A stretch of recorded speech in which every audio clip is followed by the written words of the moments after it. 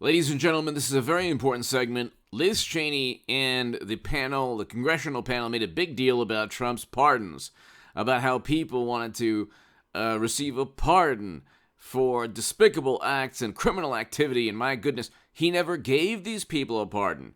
So why are they making a big deal about this? Furthermore, Trump used his clemency power sparingly, despite a raft of late pardons and commutations. Now, do you want to know who had 1,927 pardons? President Obama. You want to know how many Trump had? 237. This is all lost within the apoplectic and oftentimes hysterical, completely irrational contempt of Donald Trump. Now, the interesting thing is, it's like PolitiFact, pardons.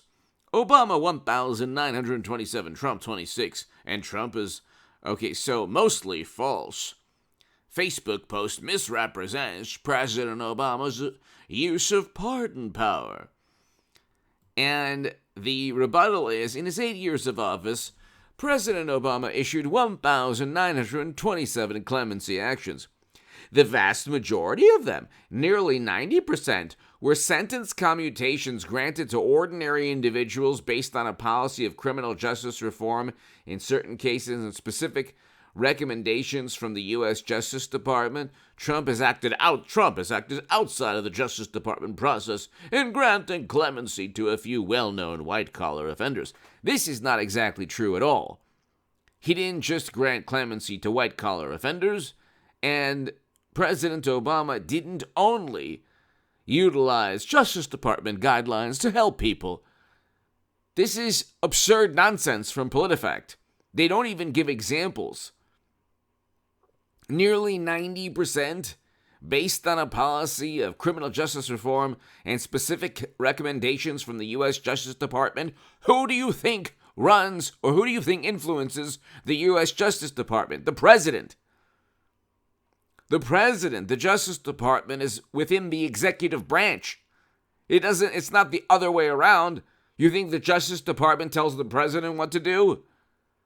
You think Attorney General Loretta Lynch told President Obama what to do? No, that's not the way it works. It only worked that way with Trump and Sessions. Sessions, the worst, the Keebler elf, the worst Attorney General of all time, who had to recuse himself and then cause all this madness with the Mueller probe special counsel.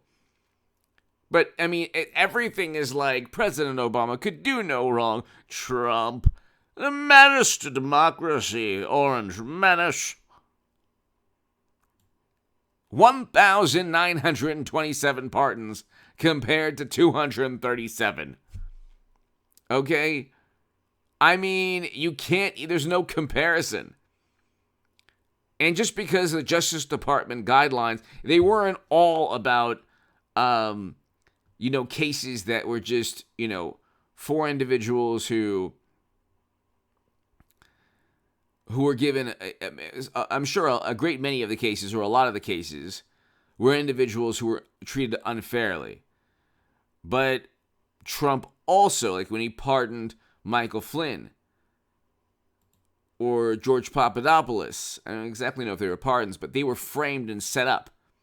They were not treated fairly by the Justice Department. They were not treated fairly by the Federal Bureau of Investigation. Hit subscribe to this channel right now, ladies and gentlemen. So, Liz Cheney made such a huge deal. And I'll read you a Pew Research. This is a Pew Research article. Despite a burst of pardons and commutations in his last hour in office, Donald Trump has used his executive clemency power less frequently than nearly every other president since the turn of the 20th century, according to a Pew Research Center analysis of the U.S. Justice Department data. So, Cheney and the panel in Congress accused Trump of saying things he never said, trying to paint a picture, and I explained in my segment prior to this one. I know people say, it hasn't happened yet. It's like, well, it'll happen. You can't utilize fabricated quotes to tarnish somebody's reputation. You can't just simply paraphrase a quote and say, the manner in which we paraphrased this quote is attributed to what somebody actually said. That is not legal. And so it's only a matter of time before Donald Trump sues Liz Cheney and others. He already engaged in a lawsuit against the panel that's currently operating in the House, which will end once Republicans take over the House and Senate. But here, Trump granted 237 acts of clemency during his 4 years in the White House, including 143 pardons and 94 commutations. Only two other presidents since 1900, George W. Bush, George W. and Herbert Walker, granted fewer acts of clemency than Trump.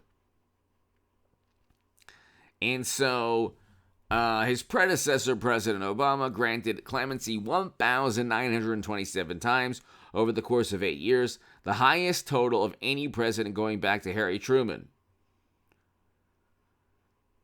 And so he has 212 pardons and 1,715 commutations.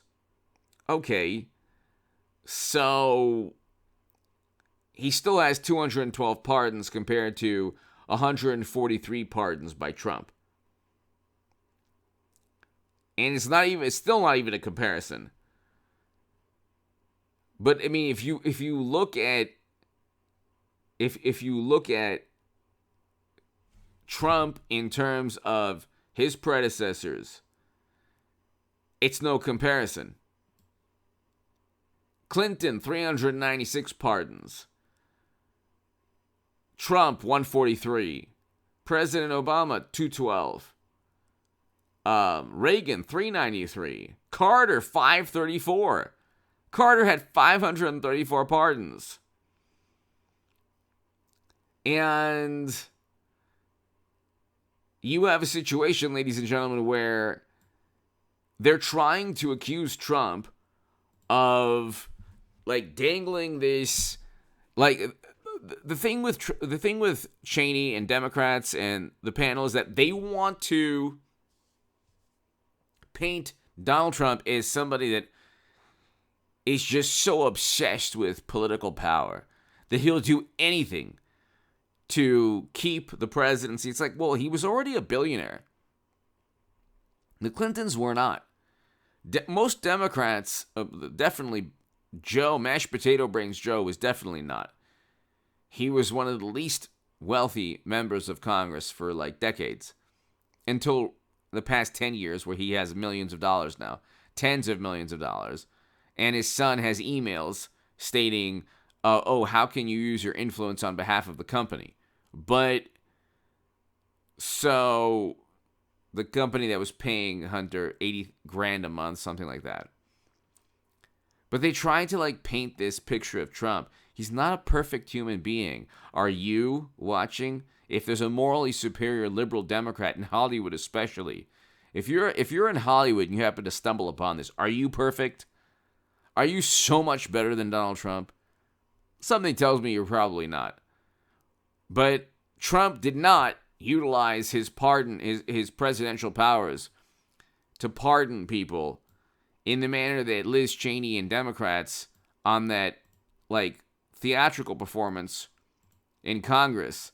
It was a terrible day 2 years ago. Horrible day. I condemn it. Trump should never have engaged in that day, ever. He should have just found a way to foster dialogue, discourse, debate, discussion, and people speaking to one another.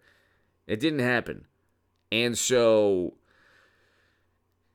that day shouldn't have happened. But the whole summer of chaos and mayhem and $1 to $2 billion in property damage, over 19 lives lost, last I checked on Wikipedia. And you have curfews in major cities, and they ignore that. Democrats, where's Liz Cheney and Adam Kinzinger for a congressional panel on what happened this summer with $1 to $2 billion in property damage? I guess they don't care about $1 to $2 billion in property damage. But anyway, I mean, I agree with the cause for the demonstration, but not the mayhem and chaos and destruction. hit subscribe to this channel right now. Hit subscribe to the stock market crash channel and the Bitcoin crash channel. That's below in the pinned comment or description. And I will do segments on those channels. I predicted everything that took place. Bitcoin crashing and the stock market crashing. It's going to get infinitely worse. Like, ladies and gentlemen, we are going to have a 2008 moment, possibly worse. A 2008, and I have been saying it since September of 2021. We are going to have a 2008 moment, possibly worse. And like I said, I've been saying it since September of 2021. Hit subscribe to this channel. Thank you so very, very much. I'll be back in like 3 hours.